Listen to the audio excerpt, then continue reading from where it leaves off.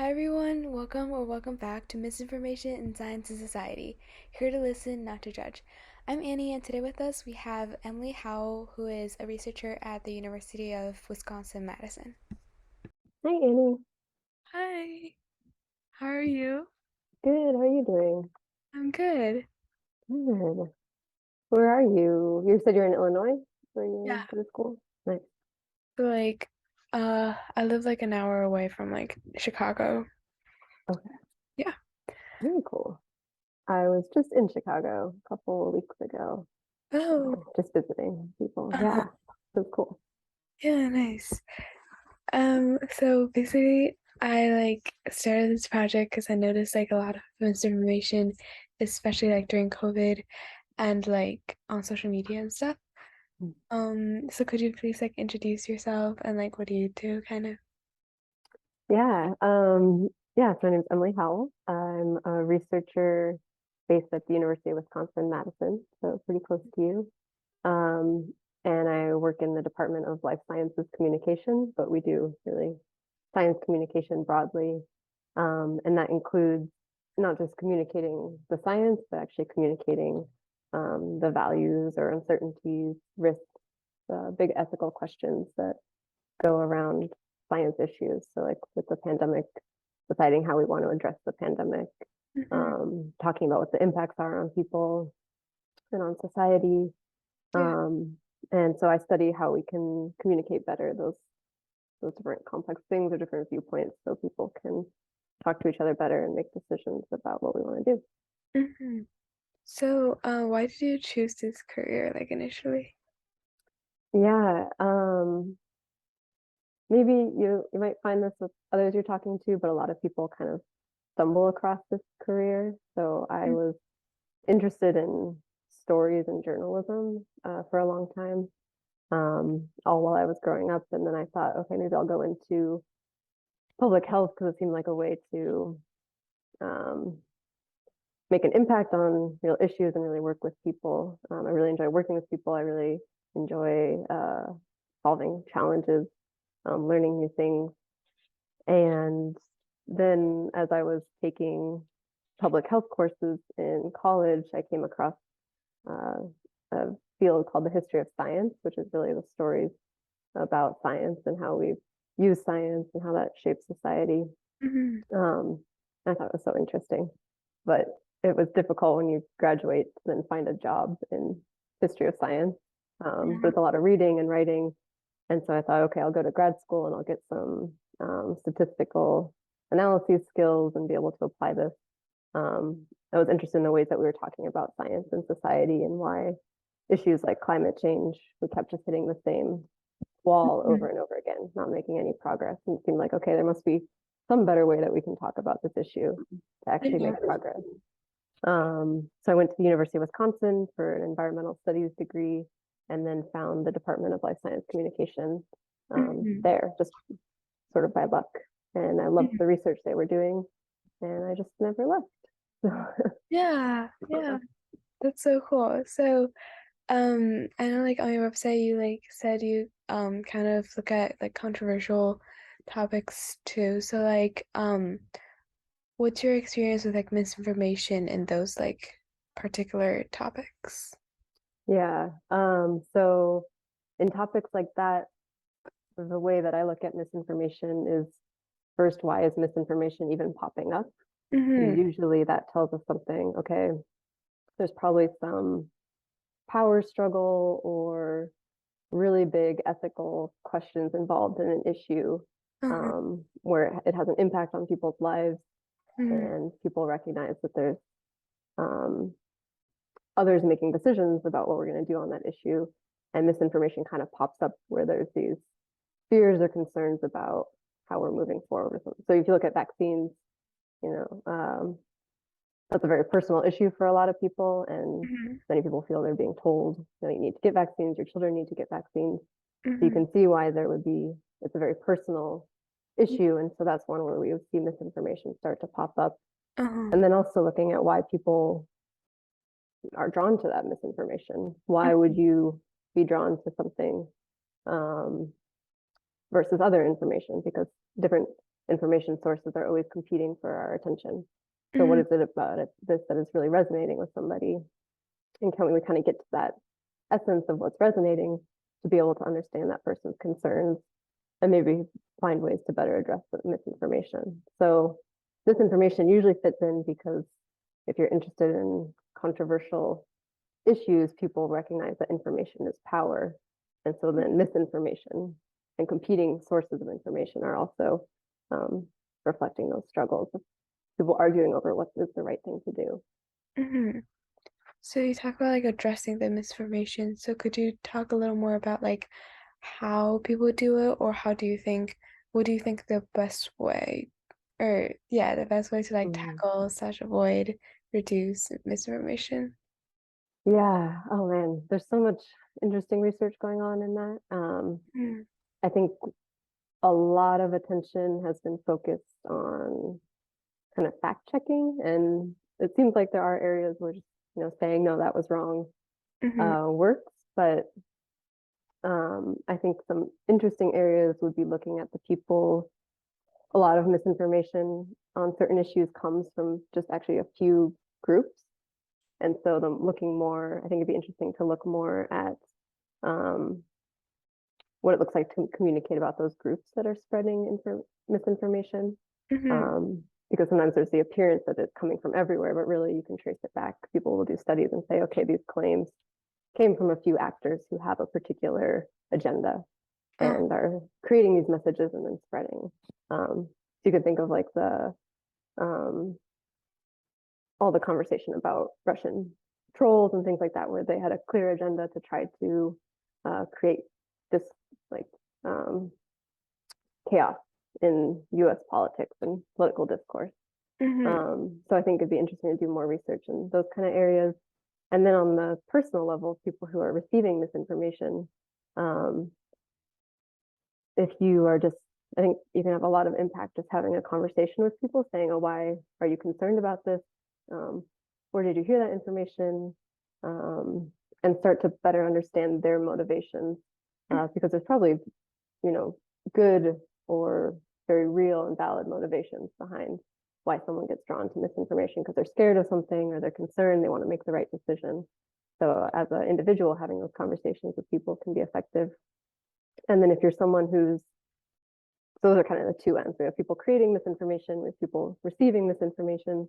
mhm, And then if you're someone who is trying to put accurate information out there, um, those same sort of perspectives can apply where you think, okay, who am I trying to reach with this information? Why? And based on that, where are their concerns coming from? Why is this misinformation spreading?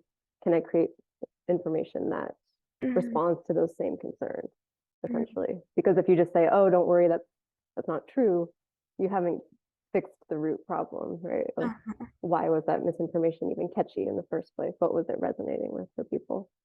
So I think that's kind of across the life cycle of misinformation, mhm, ways that you can look at it. And then in research, we try to figure out, okay, how do we get that down to a particular research question to actually test, which is always tricky but fun. mhm. So why do you think truth is like so important, and why do you think misinformation is in general is like such a big issue right now? Like, is there um like with technology or something like that? Yeah.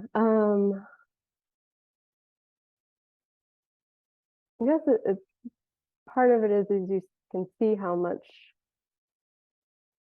I mean, people will always have different perspectives, right? And different opinions.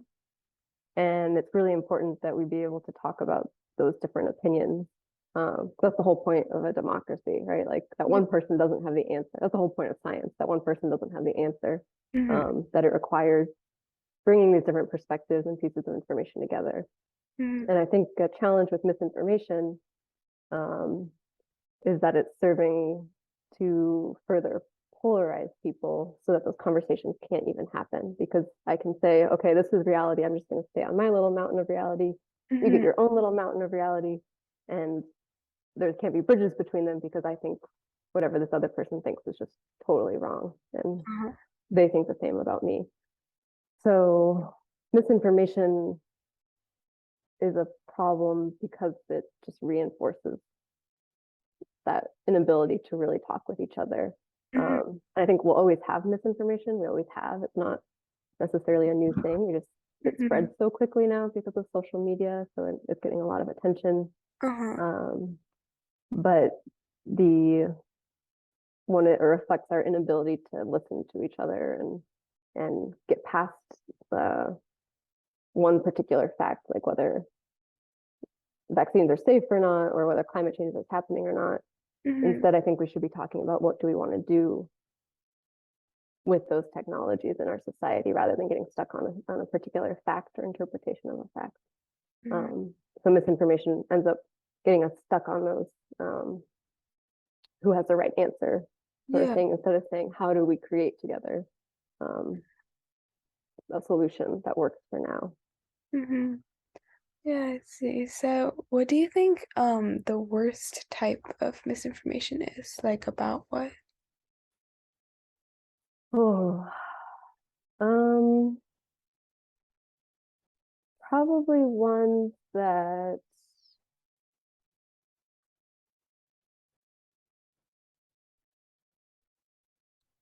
yeah, I don't really know. I like the type that paint other people as evil villains, like Mm-hmm. just because they don't agree with you politically, Mm-hmm. therefore they also are all these horrible things. Mm-hmm. Um, and that just really shuts down. And like the only way to move forward from there is just continually trying to, you know, take that other person out, and that's not a very productive Uh-huh. way forward in the shorter or longer term. So probably things about yeah, I don't know what you would call that type. It wouldn't be any one issue, but it's the ones that just totally dismiss other Mm-hmm. people or paint them as evil. Mm-hmm. For sure, yeah. Um, so I think that's all my questions about misinformation. Just for fun, do you have like a role model, Oh, just like in general or like academic, either way? yeah. I always come across new interesting work. Um, that was a good question. I really like, I'm not going to remember his name, but it doesn't look like a good role model.